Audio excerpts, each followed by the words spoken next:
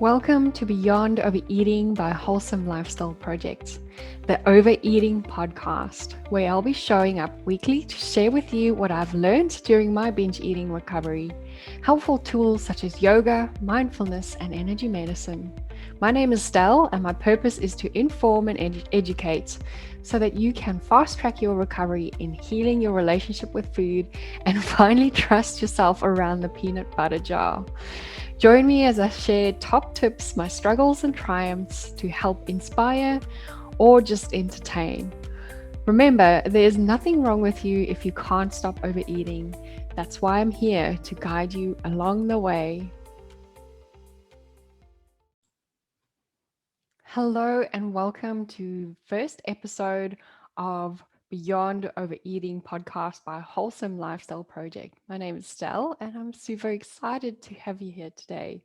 So I thought I'd start our podcast today with just what is overeating and what are the types of overeating that I kind of deal with on a daily basis with my clients, and also what to look out for in case you are struggling with forms of overeating.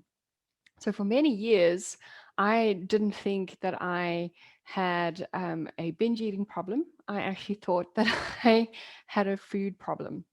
And I searched for many diets, many solutions, cleanses, injections, pills, um, to stop overeating. And it was just never anything that helped me. And I never overate on any of the healthy stuff, you guys.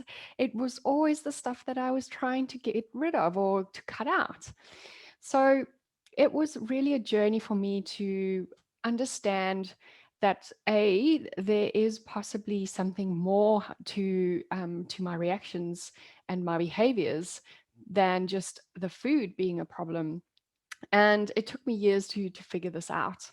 So let me just take a step back and tell you a bit about my recovery from binge eating disorder. So I've been basically binge free for over 2.5 years now. I'm celebrating that milestone. And I must say, it has been just such an incredible journey to be in a space where I can openly talk about this. I can openly share my experiences. And the more I do that, the more women are opening up to me, sharing their experiences. And it's just been such a humbling journey to know that actually, even though I felt like I was so alone, and there's just so many women out there that struggle. And if this is you and you are struggling, just know that you are not alone. I do have a beautiful supportive Facebook community where you can come and join us. The name is Food Freedom for Binge and Emotional Eaters, and there we talk weekly on all topics of overeating and how to stop that from happening. So 13 years ago, roughly, I was hadn't like a real um, uncaring relationship with what I ate, what I did with my body. I smoked cigarettes daily, lived on coffee, and I hardly ate throughout the day. And because of this, at nighttime, I would sit down and binge on anything that was in front of me because my body was so starving. And I thought, well, this is just the way to go. And I didn't have time to eat anything. So whenever I had the opportunity to eat, it was never in small portions. And I felt really embarrassed about this. I couldn't understand why I couldn't get this on control. So I decided I wanted to start on a healthy journey. My husband proposed to me, and I didn't want to go into our marriage in such an unhealthy state, really. I really wanted to feel healthier, probably look a bit healthier. I wanted to, like, obviously, all girls' dreams look good in that wedding dress. And so my health journey began in about 2007, where I started looking after myself a little bit better.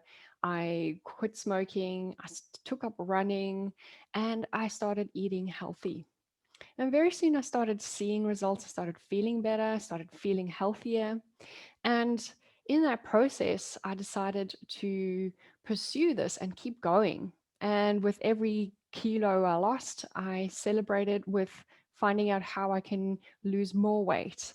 And before I knew it, I was in this real obsessive circle of um, eating very little. And then I was also an ultra marathon runner. And so I'd be running between, on average, like 60 to 100 kilometers a week, training for my marathons. And often after races, I'd feel quite shaky. I would have cramps.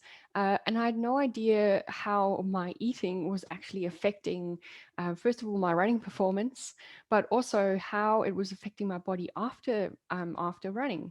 I wasn't fueling my body enough to actually take on those long distances, even though I thought I was. And what would happen whenever I had a small injury or something that would kind of make me feel sick? I used to struggle with migraines a lot during those days. Anything that would kind of hold me back or have me take a day off is the day where I would find myself in the bakery aisle and I would buy a whole box of pastries, not just one. And I would basically devour them all at once in my car before I even got home.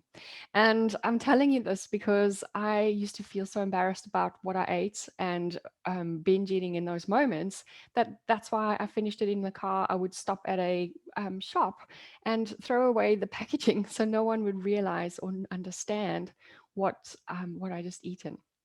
Little did I know that I wasn't hiding it from anyone but myself. So, in that pursuit, as I continued in this journey, my binge eating became more frequent. And I thought, well, I just had to be more stricter on my diet. I just needed to watch what I eat. So I started cutting out carbohydrates even further, even though I was a runner. And I just felt like I was on this never ending cycle of dieting and binging, trying out a new cleanse and binging whole food 30 days. And then all of a sudden I'm binging 2 days in. And I just felt like such a failure. And the more I failed, the more I ran to try and make up for what I ate. And in all that time, I always felt out of control around food. And I always felt that it was food's fault. This is what we kind of get taught in the media industry or the social media side of things, that, sugar is bad. You see it on every magazine cover, when I was growing up, or, what you see on social media is you cut the carbs, run more. Exercise more, burn off those calories. And so I was in this eat less, run more mentality for a good number of years. And it really frustrated me so much. I was passionate about being healthy. Unfortunately, I was going about being healthy in a very unhealthy kind of way. Now that I think about it, I wasn't allowing myself that balance. And because of that, my binge eating became very frequent towards the end of 2018. And I just really couldn't carry on with that. So I 100% understand where we come from when we think food is to blame. Many of my clients feel like food actually calls their name.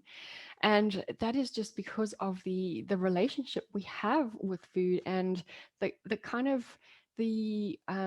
the way we learn to behave around food. We start feeling so powerless and out of control when it comes to food. So what I've learned throughout the years is food is not to blame, and if you are struggling with overeating very frequently, whether that is out of emotions or whether that is a full-on binge eating, just understand that that binge is only the symptom. And by us trying to fix the problem by restricting food even more and more is what's going to keep you in that cycle of restriction and binging. So during my journey, I never thought of actually looking for signs for binge and emotional eating, because I didn't think I had a problem. I just thought I needed to be more disciplined and have more willpower. So I thought what I'd do today, just to create a bit of awareness around that, I would tell you and show you a couple of the signs and signals of binge and emotional eating, forms of frequent overeating, just so that you can kind of see what resonates with you, see where you are tripping up. And, this is a great way for you just to understand that, this is a quite a normal issue, actually. There's so many people going through this, and that you are not alone in this, I think, is more the lesson here. And the more we have awareness around something, the more we are able to approach um, this issue or problem with some compassion. And once we are slightly compassionate to the situation, that's when we are more open to healing and being in a space where we can actually finally let go of our eating behaviors. So the first one that I normally see, and that used to happen with me, is that you eat a lot more rapidly than normal. So if you are one of those people who finishes all your food within 5 bites and that's done, and then you sit there twiddling your thumbs, and you wonder why you are binge eating a bit later in the evening or binge eating later during the day, this is one of the main reasons, or main telltale signs that there might be an issue with repetitive overeating patterns. So, the reason why we eat so rapidly is because we almost subconsciously want to hide the fact that we are eating from ourselves. And this could be due to the fact that we feel shame, or we largely want to distract ourselves from the awareness that we are actually overeating. So your mind feels like it switches off, and it can often lead you scoffing down a whole bunch of foods without even chewing most of it. So um, I know that this is something that I really struggled with, and I just couldn't understand why I couldn't eat a little bit slower than everyone else. Um, but during my binge eating days, I needed to eat as fast as possible with every single meal, especially if it was a binge meal.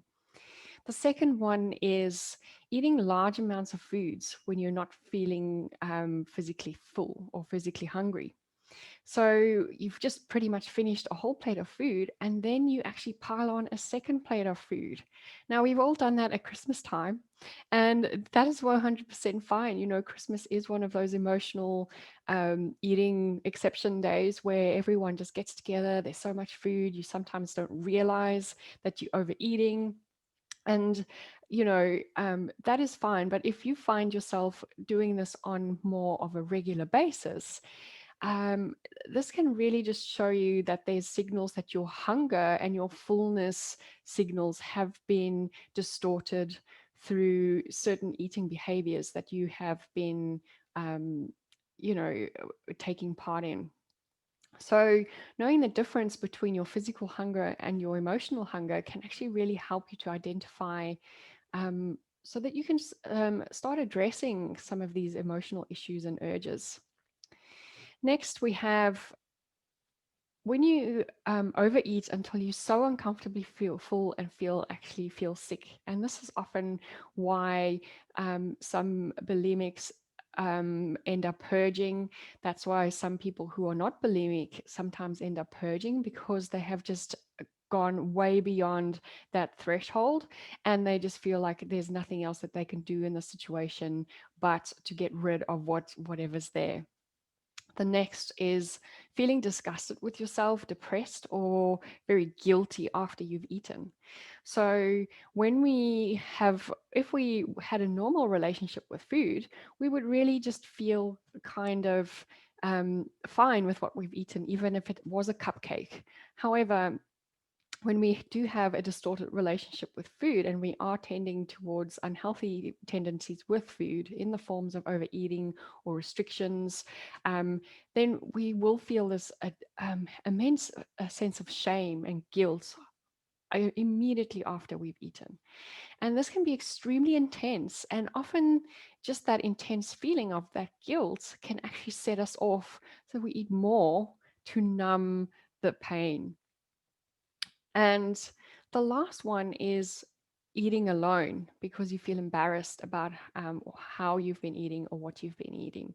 And as I said, this is something that I used to do. I never used to binge in front of people, it was always in secret. So when I came out and said that I had an issue with binge eating, no one believed me.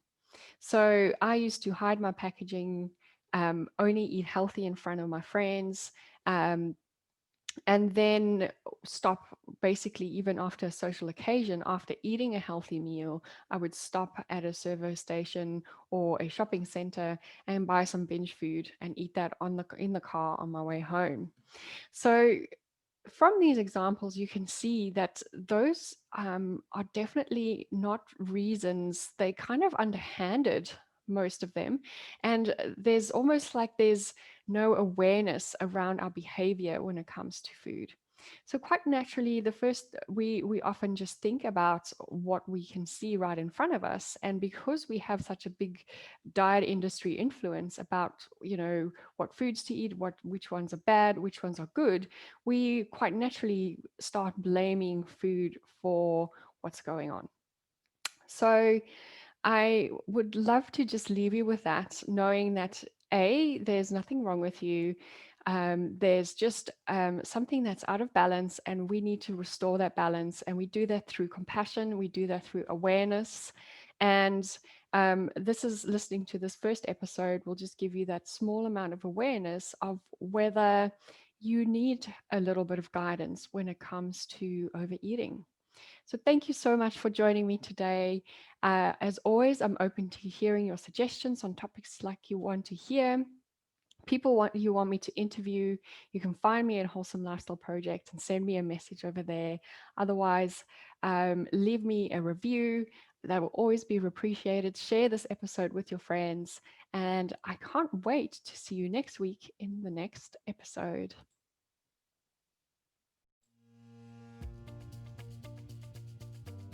Thank you so much for joining me today, and don't forget to share this with all your friends.